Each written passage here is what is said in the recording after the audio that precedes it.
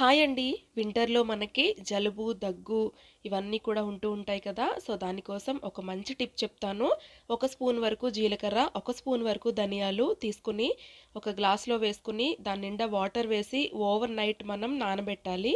So, next day morning ఆ నానబెట్టిన నీళ్ళని ఆ జీలకర్ర, ధనియాలతో పాటు మనం వేరే బౌల్‌లోకి తీసుకొని బాగా మరిగించుకోవాలండి స్టవ్ మీద పెట్టి. సో, కొంచెం మరిగిన తర్వాత దీంట్లోకి కొంచెం కల్లుప్పు వేసుకొని ఇంకొక 2 నిమిషాలు మరగనిచ్చి స్టవ్ ఆఫ్ చేసేసుకొని, మనం దీన్ని తాగటమే. కొంచెం గోరువెచ్చగా అయినా లేదంటే వేడిగా తాగినా కూడా ప్రాబ్లమ్ లేదు.